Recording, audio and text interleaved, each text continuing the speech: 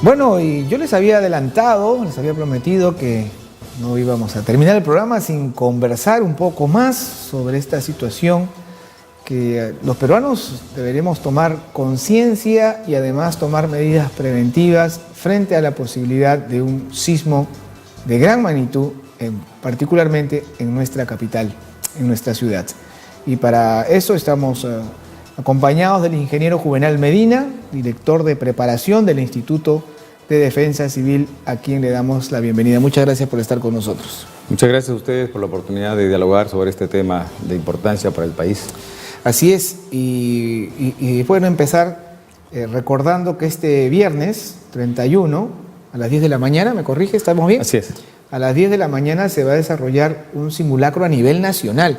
Ojo, este simulacro del viernes ya estaba programado con mucha antelación, porque hay todo un cronograma anual de simulacros y no se organiza a raíz de lo sucedido en Loreto, sino que esto estaba ya programado y que nos recuerda lo que ha pasado en Loreto, nos recuerda que vivimos en un país sísmico. Así es. Correcto. Justamente tomando en cuenta el escenario de riesgo de múltiples peligros que tiene el país, desde el Instituto Nacional de Defensa Civil y bajo el auspicio y la aprobación de la Presidencia del Consejo de Ministros, se tiene un programa de simulacros a nivel nacional como parte de una estrategia de preparación de la población para poder mejorar su capacidad de respuesta ante estas emergencias que generan desastres y sobre todo también ir, creando una conciencia en el país, en la población, de tener una cultura de prevención en un escenario de riesgo que ya lo tenemos conocido, puesto que los desastres que el Perú ha vivido son referencias importantes para saber que en el territorio en cualquier momento pueden ocurrir sismos, así como en lluvias intensas, huaicos, deslizamientos, erupciones volcánicas. O sea, tenemos una fenomenología muy diversa que es necesario tenerlo presente para todas las actividades que hemos de desarrollar como parte de nuestra vida cotidiana y en el afán de alcanzar mejores condiciones de vida. Entonces, el simulacro que se tiene programado para el 31 de mayo busca poner a prueba nuestro nivel de preparación. Esa es la importancia de un simulacro, porque definitivamente ya hemos ido ganando, tomando conciencia, ¿no? con el tiempo, pero todavía hay quienes toman esto a la broma, muy ligeramente, o sencillamente lo ignoran. Pero ¿por qué es importante? Porque nos permite ver ¿cómo actuaríamos frente a una circunstancia de esta naturaleza?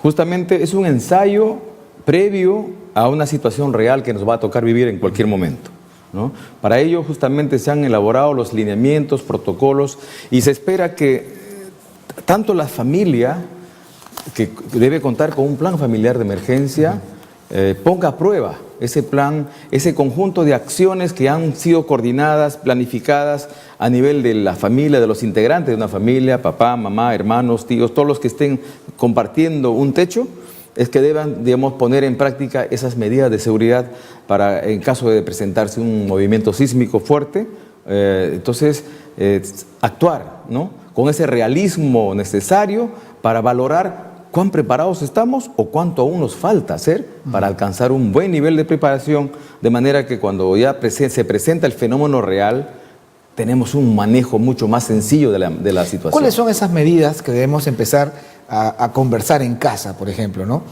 Bueno, las empresas tienen un protocolo ya elaborado, lugares identificados, pero donde comúnmente esto no sucede es en las casas, en las viviendas. ¿Qué es lo que debe hacer una familia para estar prevenido? No sé si preparado, porque eso es muy utópico, pero prevenido ante una circunstancia, un eventual sismo. Un primer paso es importante reconocer que habitamos en un territorio con esos riesgos, la susceptibilidad de que tengamos movimientos sísmicos como se ha vivido hace 2 días o los que están ocurriendo en estos últimos días, o recordar el terremoto de 2007, o vamos un poco más atrás, recordar el terremoto de 2001, que afectó el sur del país, o si queremos centrarnos en Lima, recordar el terremoto de 1970 o 74, ¿no?, donde el epicentro estuvo muy cerca a Lima y había un nivel de daño importante. Entonces, pero a eso se suma la investigación y a la información que nos alcanza a las entidades técnico-científicas como el Instituto Geofísico del Perú, que ya nos permite conocer el riesgo sísmico que tiene el país, pero sobre todo valorar de que nuestras ciudades lamentablemente están creciendo de manera muy caótica, muy desordenada, sin una planificación, sin tomar en cuenta estos riesgos y muchas veces de una manera de construir viviendas sin los criterios de la sismoresistencia, improvisados, ya sea por las dificultades o limitaciones económicas o porque se carece de la orientación técnica, porque a veces se supone que el maestro de obra es el que sabe todo y ya se prescinde del ingeniero, se prescinde de la orientación técnica para construir en un territorio donde tenemos un alto riesgo sísmico. Entonces, el primer paso es el conocer el riesgo, ser conscientes de que en cualquier momento la tierra tiembla.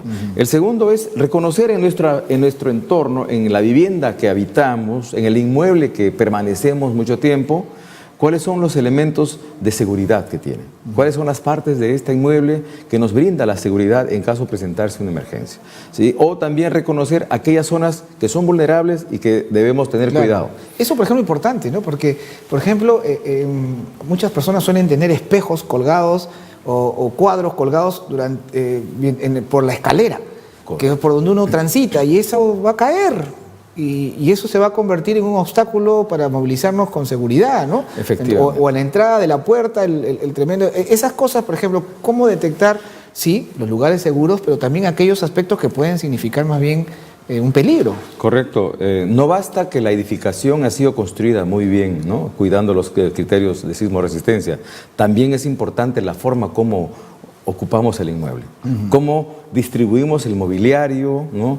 Los enseres, las mesas, sillas o los estantes, los adornos. En muchas casas se tienen esas arañas pendientes, ¿no? De cristales, que un movimiento sísmico puede ser una trampa para los habitantes. O floreros, entre otros objetos que su desprendimiento pueden causar accidentes fatales. Entonces, todo ello implica de que podamos, con ese criterio de seguridad, darle una ubicación adecuada o la protección o seguridad necesaria para no sacrificar la seguridad por un aspecto de estética.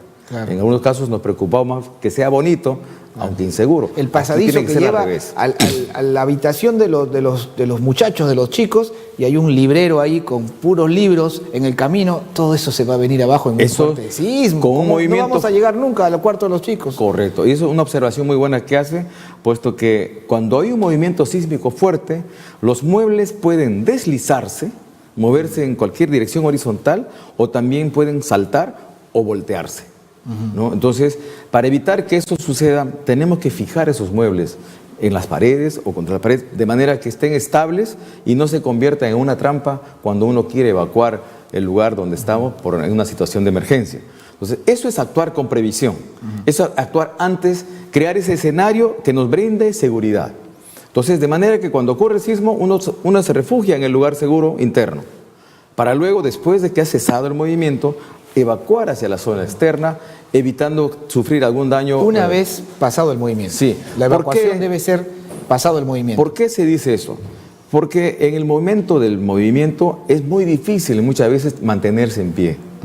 Puede uno sufrir accidentes, más aún si es que tiene que descender por escaleras. Entonces, por eso es recomendable permanecer en el lugar seguro y luego evacuar. Eso en la medida en que conocemos la sismoresistencia de la edificación donde uno habita. Pero si somos conscientes que esta casa no va a resistir, no hay una zona segura al interior, pues lo recomendable es evacuar cuanto antes, ¿no? Entonces, conscientes de esta alta vulnerabilidad que tiene la ciudad de Lima, tanto en la periferia, ¿no? La zona periurbana, que ha sido construida de manera muy rápida con viviendas precarias o están tan apiladas unas sobre otras. Entonces hay un alto riesgo de que en esas zonas pueden haber consecuencias fatales. O también aquellas zonas que están habitadas sobre suelos arenosos, ¿no? Suelos muy deleznables, inestables, que cuando viene el movimiento sísmico todo eso se desarma, pierde consistencia y todo lo que está construido encima colapsa. O también aquellas zonas que están ubicadas en zonas bajas, zonas ribereñas, con alto contenido de humedad, como el caso de la zona de playa, Ventanilla, por ejemplo, o las playas de Bujama, en la parte costera, digamos, en el litoral de la zona donde la población frecuenta irse a las playas. Son suelos arenosos que pueden licuarse, sufrir la licuefacción, como ha ocurrido en San Martín o en Loreto en el movimiento sísmico último, ¿no? La tierra se ha abierto en pedazos o ha expulsado el agua y todas las edificaciones han colapsado porque el suelo pierde consistencia. Entonces, en Lima tenemos una diversidad de suelos que no brindan la seguridad a la vivienda. Y esas son zonas donde hay un alto riesgo de que el nivel de impacto de un terremoto pueda ser mucho mayor, ¿no? Los que viven en departamento, ahora que, bueno, cada vez hay, donde había una casa de 300 metros, hay un departamento un edificio con 20 departamentos. ¿Cuál es la sugerencia mayor para...? Bueno, en primer lugar, lo que tendríamos que tener a la mano y ser conscientes del nivel de resistencia sísmica que tiene la edificación. Un departamento nuevo, ¿no? De los que se... Entonces, yo pienso que la municipalidad que ha aprobado el expediente técnico, ¿no?, debe tener los planos de estructuras y debe tener también los niveles de sismoresistencia que tiene el edificio, que esa es una información valiosa para el propietario o para los habitantes. Pueden solicitarla. Por supuesto. Por lo general estos edificios tienen cuenta con una junta de vecinos, ¿no? Correcto. Entonces, esta junta de vecinos debe conocer cuál es el grado de seguridad que le brinda el edificio que habitan y en base a eso organizar su brigada, su plan de evacuación, su plan de seguridad del edificio. Entonces, en cada piso hay una zona segura que está mayormente próximo al ascensor, ¿no? ¿Por qué? Porque justo cerca al ascensor existen las columnas, la concentración de columnas de fierro y toda la parte más resistente del edificio está concentrado en esa parte, donde entonces uno tendría que refugiarse próximo al ascensor. Al ascensor. No dentro del ascensor, sino no fuera. Dentro, claro. Muchísimas gracias. Nos han quedado muchas cosas sin poder tratar, el tema de la mochila, pero lo comprometemos a volver, sí, porque este es un tema que hay que tratarlo recurrentemente. Esto no es por un hecho que se ha producido, sino es algo que tenemos que permanentemente estar tratando porque es la única manera de generar conciencia. Así que estaremos más adelante conversando también nuevamente. Muchísimas gracias. Hemos estado con el ingeniero Juvenal Medina, director de preparación del Instituto de Defensa Civil.